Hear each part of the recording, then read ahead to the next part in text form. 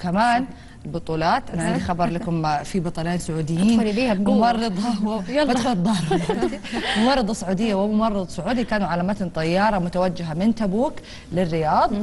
لقوا انه في سيده محتاجه لحاله اسعاف ضروريه، كان عندها نزول في الضغط، نبضات القلب، ضربات القلب، صحيح، الهارت بيت وكمان انخفاض الضغط. فهذه كمان شغله مره حلوه. على انا نفسي اشوف حاجه زي كذا على الطياره. اعوذ بالله يا عبير. لا يعني انا ما بتصير وانا في الطياره يعني. اوكي، انت تتعلم الاسعافات الاوليه. احس انه مره شيء حلو انه كذا. انا مره افتخر في رحله دوليه زي كذا من جد. عشتها في رحله دوليه مره مو حلو من جد، والله كل شيء والله. وتخيلي اللي حيسعف المريض او المصاب حيكون عليه كمية ضغط وحيكون عليه كمية مسؤولية، إنه لو سوى أي حاجة ما هي في مكانها تخرب الدنيا. صحيح. لا بس الحمد لله احنا أبطالنا موجودين في كل مكان الحمد لله، في الجو وفي الأرض وفي كل مكان. في كل مكان يعني ممرضة سعودية كمان كانت متواجدة مع الممرض وهي اللي ساعدت، فهذا شيء كمان مرة جميل. ايش رايك بما انك جالسة تفكرين هالتفاصيل كثير اليوم؟ ايه انا جالسة اباغتكم.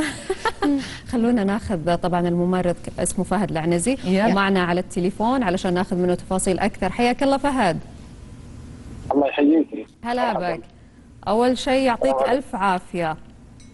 الله يعافيكم. فهد هذا واجبنا، واجب الديني والوطني. اكيد طبعا. دائما يسموكم ملائكه الرحمه، مو شيء عبث يعني. بس فهد فينا فضول نعرف تفاصيل اكثر، خاصه عبير يعني بياكلها الفضول. فرحانه فيكم مره. نبغى تعطينا تفاصيل اكثر عن هالحادثه، كيف صارت وكيف تمت معالجتها؟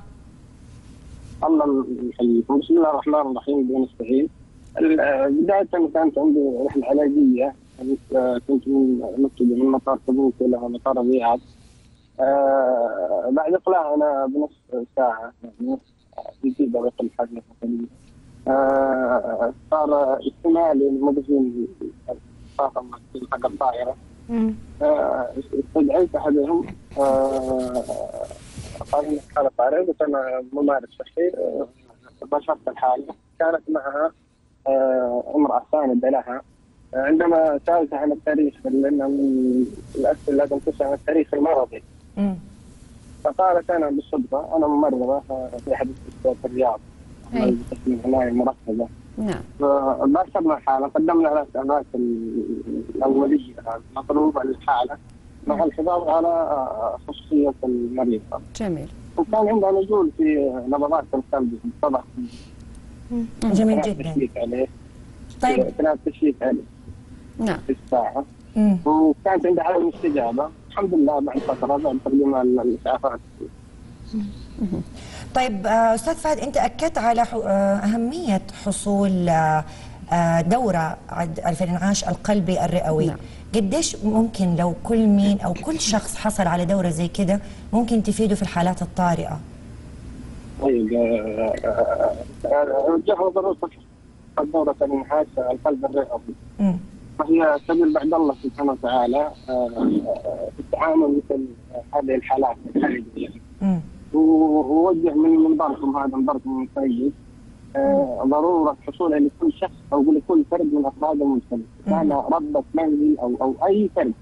صحيح. لأنها لا تقتضي على الانعاش القلبي، فيها الكسور، فيها النزف، وفيها كمان أي قسم تعرض الرصة أو الشرطة، يعني فيها الإسعافات كاملة ويمكن الحصول عليها من أي مرض من مراكز الطب. صحيح. لا تقتضي انك لازم تكون مجاول مهنه التمريض او مهنه المهنه الصحيه، ايا كان فرد من افراد المجتمع يستطيع الحصول عليها. نعم استاذ فهد، يعطيك العافيه وشكرا انك انت قمت طبعا بهذا الدور. بنعرف انه دائما جواتنا شيء يقول لازم نسوي حاجه، يمكن حتى هي شعور انه الانسان في خطر، حتى لو انت ما عندك الاي بي سي او مبادئ الحاجه تحاولي انك تساعدي. صحيح.